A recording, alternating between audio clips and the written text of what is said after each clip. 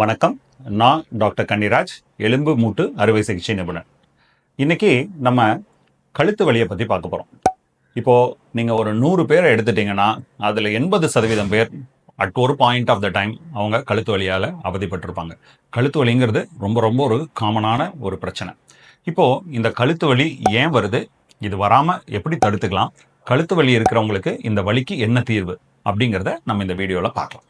இப்போது இந்த கழுத்து வலிங்கிறது நம்ம யாராவது ரொம்ப நேரம் ஒரே பொசிஷனில் உட்காந்துருக்காங்க, தலையை ஒரே பொசிஷனில் ரொம்ப நேரம் வச்சுருந்தா அவங்களுக்கு இந்த வலி வரலாம். இன்றைக்கி காமனாக நம்ம என்ன பார்க்குறோம், ஐடி ஃபீல்டில் இருக்கவங்க இல்லை ஆஃபீஸில் கம்ப்யூட்டர் முன்னாலேயே ரொம்ப நேரம் உட்காந்துருக்கிறவங்கள இந்த கழுத்து வலி ரொம்ப காமன். ரெண்டாவது, நம்ம ரொம்ப நேரம் கழுத்தை குனிஞ்சிக்கிட்டே இருக்கோம். இப்போ மொபைல் பார்க்குறதோ இல்லை ஒரு கேம் ஆடுறதோ இல்லை புக் படிக்கிறதோ ரொம்ப நேரம் நம்ம தலையை குனிஞ்சு ஒரே பொசிஷனில் இருக்கிறோம். அப்படிங்கிற பட்சத்திலும் இதில் கழுத்து வலி வரலாம். மூணாவது, தூங்குறப்போ சார் நான் 2-3 தலகாணி வச்சுட்டு தான் தூங்குவேன், இல்லை நான் சோஃபாவோட ஆர்ம் ரெஸ்ட்டில் தலை வச்சுட்டு தூங்குவேன், நான் கிடைக்கிற பொசிஷனில் நான் தூங்குவேன் அப்படின்ட்டு நம்ம தலையை ஒரு அப்நார்மல் பொசிஷனில் வைக்கிறப்பவும் இந்த கழுத்து வலி வருது. ஸோ மோஸ்ட் காமன் காரணம் இந்த கழுத்து வலிக்கு என்னன்னு பார்த்தோன்னா கரெக்டான போஸ்டரை மெயின்டைன் பண்ணாதது தான். இதை தவிர கழுத்தில் நம்ம கழுத்து எலும்புகளுக்கு நடுவில் ஒரு ஜவ்வு, ஒரு கார்டிலேஜ் இருக்குது. அதுக்கு பேர் நம்ம இன்டர்வெர்டிபிரல் டிஸ்க் அப்படின்னு சொல்கிறோம். இப்போது அந்த இன்டர்வெர்டிபிரல் டிஸ்க் அப்படிங்கிற அந்த டிஸ்கில் ஏதாவது அதனுடைய தன்மையில் மாற்றம் ஏற்பட்டாலோ இல்லை அந்த டிஸ்க்கு கொஞ்சம் பின்பகுதியாக, அதாவது நரம்புகளை நோக்கி பல்ஜ் ஆனாலோ இந்த கழுத்து வலி வருவதற்கு வாய்ப்புகள் உண்டு. அதே மாதிரி நம்ம கழுத்தில் இருக்கிற மசில்ஸில் ஒரு வீக்னஸ் வந்ததுனாலும் இந்த மாதிரி கழுத்து வலி வர்றதுக்கு வாய்ப்புகள் உண்டு. இதுதான் காமனான காரணங்கள் கழுத்து வலி வர்றதுக்கு. இப்போது இந்த கழுத்து வலி பார்த்தீங்கன்னா வெவ்வேறு வகையில் ஒவ்வொருத்தங்களையும் பாதிக்கலாம். இப்போ ஒரு சிலருக்கு இந்த வலி வெறும் கழுத்தில் மட்டுமே இருக்கும். இன்னொரு சிலருக்கு என்ன ஆகும்னா இந்த வலி கழுத்திலிருந்து பின்னந்தலையை நோக்கி போகலாம். ஸோ கழுத்து ப்ளஸ் பின்னந்தலையில் வலி இருக்கலாம். ஒரு சிலருக்கு கழுத்து ப்ளஸ் தோள்பட்டையில் வலி இருக்கலாம். இன்னும் ஒரு சிலருக்கு அந்த வலி கழுத்திலிருந்து ஆரம்பித்து தோள்பட்டை, கை, கீழே விரல் வரைக்கும் பரவலாம். இப்போது நான் முதல்ல சொன்னேன், ஒரு சிலருக்கு இந்த டிஸ்க் ப்ராப்ளம், இந்த டிஸ்க் பல்ஜ்னால கழுத்து வலி வருதுன்னு. இப்போ இந்த டிஸ்க் பல்ஜ் அது அந்த நரம்புகள் மேலே ஏதாவது ப்ரெஷர் கொடுத்ததுனாலோ, அந்த நரம்பை இரிட்டேட் பண்ணுச்சுனாலோ, அந்த நரம்பு பயணிக்கிற பகுதியெல்லாம், அதாவது இப்போ மேலேருந்து நரம்பு கீழே வரைக்கும் வருதுன்னா அந்த இடத்துல எல்லாம் வலி வரலாம். நரம்பு மேலே ப்ரெஷர் அதிகமாக இருக்கிறப்ப கையில் ஒரு ஹெவினஸ், பாரமாக இருக்கலாம், இல்லை மரத்து போகிற தன்மை இது ஏற்படலாம்.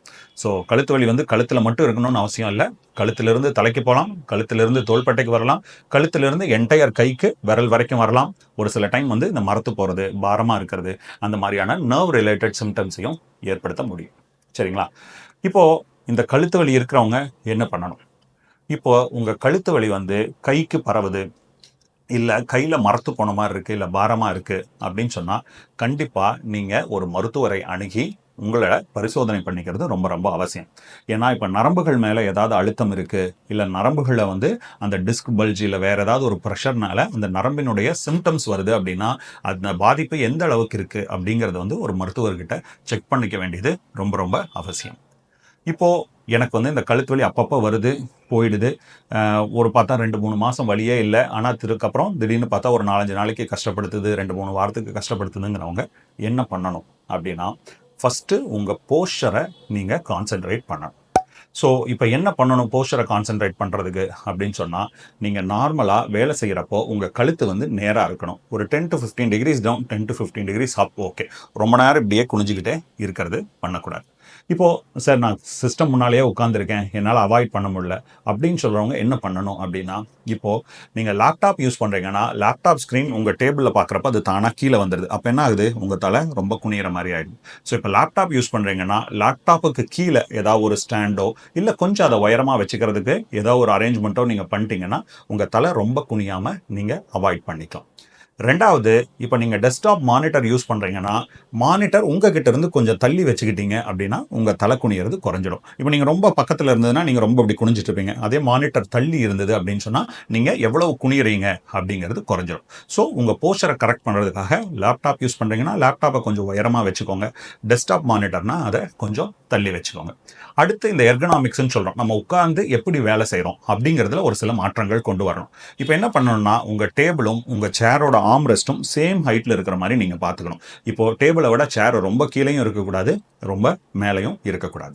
ரெண்டாவது, நீங்கள் உட்காந்து ஒர்க் பண்ணுறப்ப உங்கள் 2 கைகளும் டேபிள் மேலே இருக்கணும். அப்படி இல்லாட்டி உங்கள் கை வந்து முழங்கால் வந்து ஆர்ம் ரெஸ்ட்லேயும், கை வந்து இங்கேயும் இருக்கணும். ஸோ இந்த மாதிரி நீங்கள் போஸ்டரில் கான்சென்ட்ரேட் பண்ணணும். ஏன்னா இப்போ கையை எதுலேயும் சப்போர்ட் இல்லாமல் இப்போ ரொம்ப நேரம் ஒரு 2-3 ஹவர்ஸ் தொங்க விட்டுருக்கீங்கன்னா அதனால கூட உங்கள் தோள்பட்டையில், கழுத்தில் வலி ஏற்படுறதுக்கு வாய்ப்புகள் உண்டு.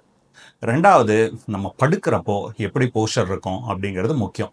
இப்போ பார்த்தா நிறைய பேர் என்ன பண்ணுறாங்க, படுத்துட்டு கொஞ்ச நேரம் மொபைல் பார்க்குறேன், இல்லை கேம் ஆடுறேன் அப்படின்னு சொல்லிட்டு ஒரு 2 தலகாணி 3 தலகாணி வச்சுட்டு கழுத்தை ரொம்ப பெண்ட் பண்ணி வச்சுக்கிறாங்க. இது பண்ணுறப்ப என்ன ஆகும்னா, கழுத்துக்குள்ள ப்ரெஷர் அதிகமாகுது. அப்போது என்ன ஆகுது, அது வந்து அந்த டிஸ்க் டீஜெனரேஷன் அதை ஏற்படுத்தலாம். அந்த உள்ளே இருக்கிற அந்த ஜவ்வுகளில் மாற்றத்தை ஏற்படுத்தலாம். அதே மாதிரி உங்கள் மசில்ஸில் ஒரு வீக்னஸை கொண்டு வரலாம். அது மூலிமா உங்களுக்கு கழுத்து வலியை ஏற்படுத்தும். ஸோ அதனால நீங்கள் என்ன பண்ணணும் அப்படின்னு சொன்னால், முடிஞ்ச அளவுக்கு படுத்துட்டு மொபைலில் வேலை செய்கிறது, லேப்டாப் ஆப்ரேட் பண்ணுறது, இல்லை கேம் ஆடுறதுங்கிறத அவாய்ட் பண்ணணும். அதே மாதிரி நீங்கள் சின்னதாக ஒரு பில்லோ கட்டாயம் யூஸ் பண்ணணும்.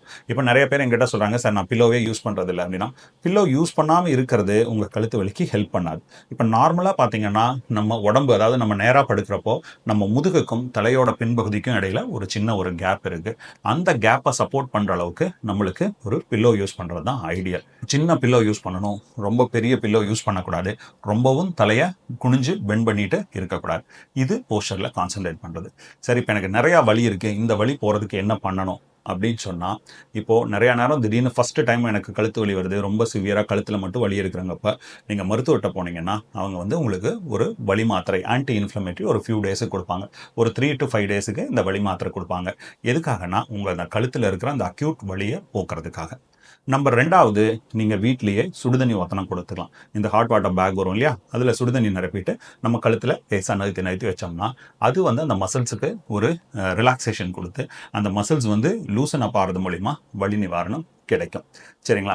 இப்போ ஒரு சிலருக்கு வெறும் மாத்திரை போட்டு சுடுதண்ணி ஒத்தனம் கொடுத்து மட்டும் வலி நிவாரணம் இல்லைன்னா, ஃபிசியோதெரப்பியில் போயிட்டு கொஞ்சம் தெரப்பி பண்ணிக்க வேண்டி வரும். அதாவது கொஞ்சம் ஜெல் தடவி அந்த ஒரு சில வகையான ஒத்தனங்கள் கொடுக்குறப்போ அந்த மசில் இருக்கிற அந்த வலியும் அந்த ஸ்பாசமும் ரிலீவ் ஆகிறது மூலிமா நெக் பெயின் வந்து சரியாகும். ஆனால் இப்போ மாத்திரை போடுறதோ, சுடுதண்ணி ஒத்தனம் கொடுக்குறதோ, ஃபிசியோதெரப்பியில் தெரப்பி பண்ணுறதோ, இதெல்லாம் அந்த நேரத்தை கழுத்து வலியை போக்குறதுக்கு உண்டான ட்ரீட்மெண்ட் மட்டும்தான்.